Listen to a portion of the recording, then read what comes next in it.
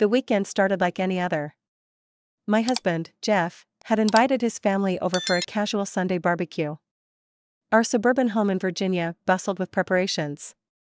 I was in the kitchen chopping vegetables, while Jeff tinkered with the grill in the backyard. The air was heavy with summer heat, the kind that clung to your skin. Our 2 kids were in their rooms, likely glued to their screens. I heard the faint hum of a car pulling into the driveway and peeked out the window. It was Trevor, Jeff's nephew. Trevor had just turned 19 and was starting his second year at a nearby college. He'd recently transferred from Arizona to be closer to family, or so he said. I remembered him as the lanky, overly enthusiastic teenager who couldn't stop talking about his video game collection the last time we met. But when he stepped out of the car, something about him seemed different. "Hey, Auntie Claire," he greeted me with a shy smile as he carried his duffel bag into the house. "Thanks for letting me crash for the weekend." "Of course, sweetie. Your room's all set up," I replied, motioning towards the guest bedroom. Trevor's eyes darted around, and I caught a flicker of something, uncertainty, maybe? Or was it just me overthinking?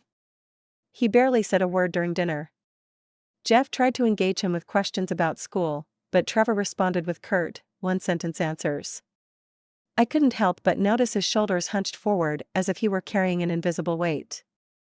Gone was the chatterbox. I remembered later that evening, as I cleaned up the kitchen, I heard Trevor's voice faintly from the patio. He was on the phone, pacing back and forth. His tone was clipped, frustrated. The words weren't clear, but it sounded like an argument. When he came back inside, his face was tight, his usual smile replaced with a furrowed brow. "Everything okay?" I asked, handing him a glass of water. The house was unusually quiet. Jeff had taken the kids out for a bike ride, leaving me to enjoy the rare stillness. I decided to take advantage of the calm and soak in a long, hot shower. As I stepped out of the bathroom, I noticed Trevor's door slightly ajar. I hesitated for a moment, then knocked gently. No response. Assuming he was still asleep, I moved on to the laundry room to start a load. 15 minutes later, I heard water running in the upstairs bathroom. Trevor must have finally woken up. I went about my chores, trying not to think about the strange vibe from the night before. But something gnawed at me. Maybe it was maternal instinct, or maybe I was just nosy, but I couldn't shake the feeling that something was off. After finishing the laundry, I walked past the bathroom on my way to the kitchen. The door was slightly open, and through the crack, I caught a glimpse of Trevor, his back turned to me, his shoulders slumped. He was muttering to himself, his voice barely audible over the sound of running water. I froze. It wasn't just the sight of him standing there that startled me, it was the raw emotion in his voice. It sounded like a mix of anger and shame. Before I could process it, Trevor turned his head slightly, and I quickly moved away, not wanting him to catch me lingering. The rest of the day passed uneventfully, but I couldn't stop replaying that moment in my head. What was going on with him? Should I bring it up? Or would that only make things worse? That evening, as we sat around the table for dinner, Trevor's demeanor shifted. He was more animated, cracking jokes with Jeff and even offering to help with the dishes. It was almost as if the moody, brooding version of him from earlier had disappeared. But I wasn't convinced. Of course, later I said, motioning for him to sit down. Jeff was already asleep, snoring softly beside me. Trevor perched on the edge of the chair near the window, fiddling with the hem of his t-shirt. I just wanted to say thanks. For letting me stay here and, for being cool. You don't have to thank me, Trevor. Your family, I replied with a reassuring smile. He nodded, but his eyes stayed fixed on the floor. For a moment, it looked like he wanted to say something more, but he just muttered a quick goodnight and left. As I lay in bed, staring at the ceiling, I felt a strange mixture of concern and curiosity. Whatever Trevor was dealing with, it was clear he didn't feel comfortable sharing it yet. But I couldn't shake the feeling that this was just the beginning of something I wasn't prepared for. The morning sun streamed through the blinds as I poured myself a cup of coffee. Jeff had already left for an early meeting, and the kids were at school. The house was blissfully quiet again, a rarity I'd learned to cherish. Trevor emerged from his room looking disheveled. There was no response. My heart started to race. Was he hurt? Unconscious? Without thinking, I pushed the door open just enough to peek inside. What I saw stopped me in my tracks. Trevor was standing in front of the mirror, shirtless, his hands gripping the edge of the sink. His chest rose and fell with heavy breaths, and his eyes were fixed on his reflection. He looked vulnerable, as if he were battling something deep inside. "Trevor," I said softly, stepping into the room. "What's going on?" He startled, spinning around to face me. "Auntie Claire." I didn't hear you," he stammered, his cheeks flushing red. "I'm fine." "Really?" I took a step closer, my concern outweighing my hesitation. "You don't look fine. Talk to me." He ran a hand through his damp hair, avoiding my gaze. "It's just stuff. College stuff. I'm fine, okay?" I wanted to believe him, but the tension in his voice told me otherwise. "Trevor, whatever it is, you don't have to handle it alone. You can talk to me. Or Jeff. We're here for you." The couch felt too small, the air too thick. Every time Trevor shifted, I felt hyper-aware of his presence. "This is a good movie," he said, breaking the silence. His voice was casual, but his eyes held something else. "Yeah," I replied, trying to focus on the screen. But I couldn't ignore the way my heart was racing. Why was I feeling this way? After the movie ended, I quickly excused myself and went to the kitchen to tidy up. Trevor followed, leaning against the counter as I washed dishes. "Auntie Claire, can I ask you something?" "Sure," I said, not turning around. My hands trembled slightly as I scrubbed a plate. "Do you ever feel trapped? Like, in your life?" The question caught me off guard. I turned to face him, his expression earnest. "What do you mean?" "I don't know," he said, shrugging. "Sometimes it feels like no matter what I do, I'm stuck. Like I'm not good enough." I dried my hands and took a step closer, my concern outweighing any discomfort. "Trevor, you're young. You have your whole life ahead of you. It's normal to feel that way sometimes, but you're not stuck. You're just figuring things out." He nodded, but his eyes didn't leave mine. "You really think so?" "I do," I said, my voice soft. For a moment, the room felt suspended in time. The sound of the dishwasher, the ticking of the clock, everything faded. Trevor took a small step forward, and I felt my breath catch. "Trevor," I said, breaking the spell. "It's getting late. You should get some rest." He hesitated, then nodded. "Good night, Auntie Claire." "Good night," I replied, my voice steadier than I felt. As I lay in bed that night, I replayed the evening in my mind. I knew I was treading dangerous ground.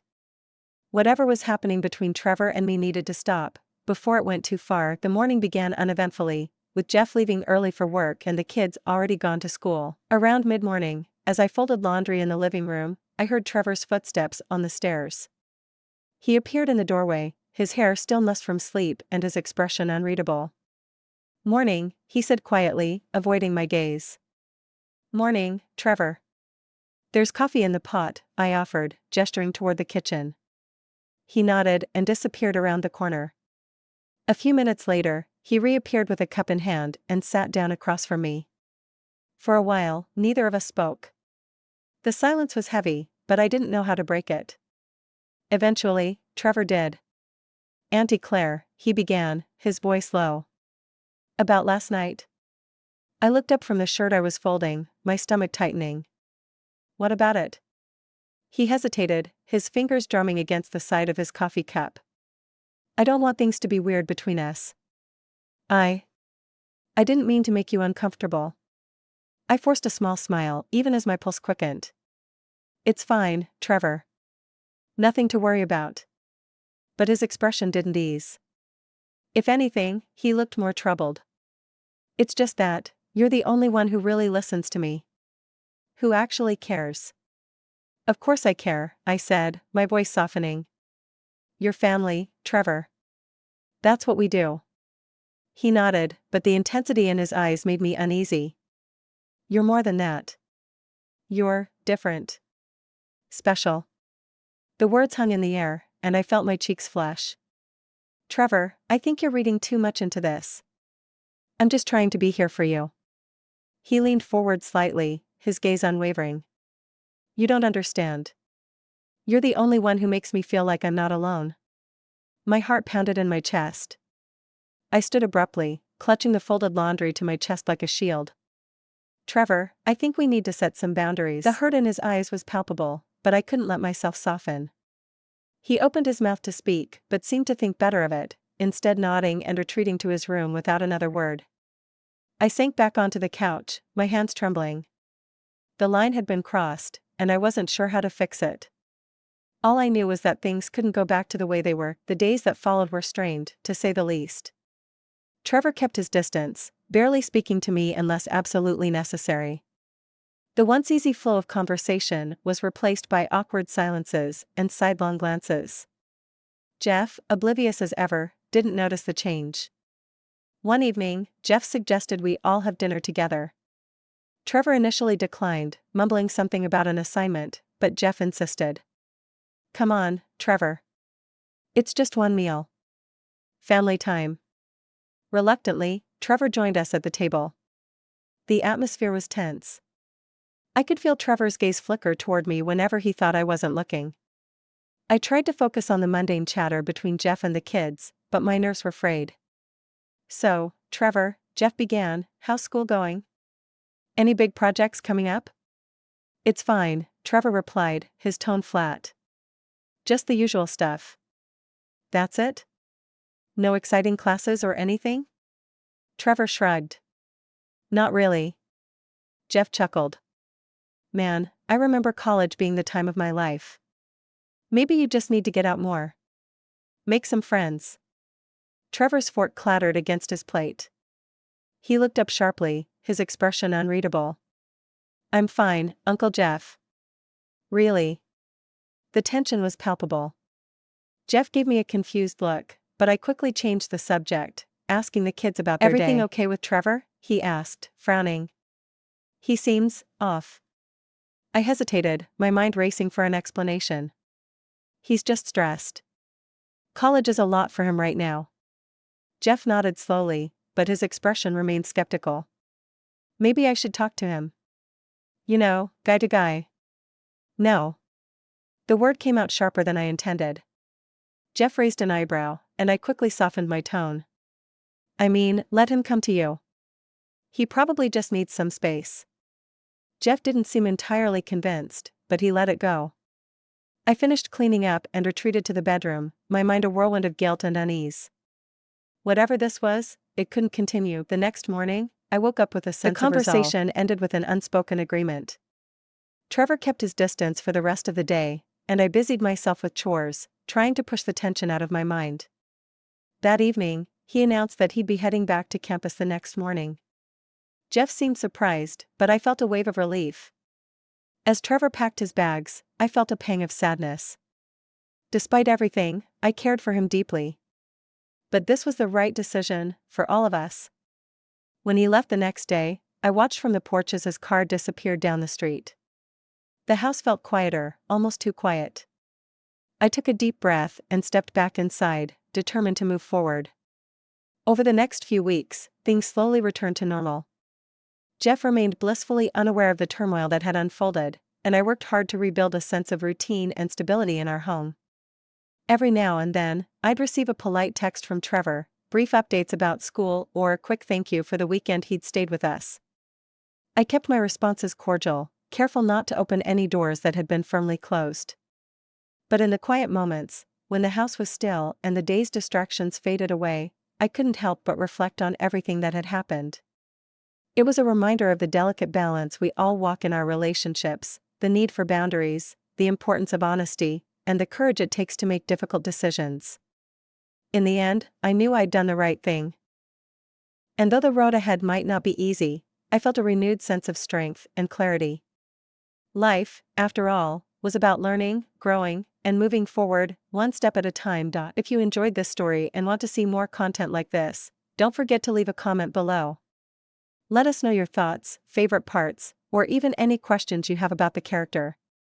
While you're here, make sure to hit the like button to show your support. It really helps us create more engaging stories for you. And don't forget to subscribe to the channel for updates on new stories and content. Click the bell icon so you never miss out. Thank you for being part of our community.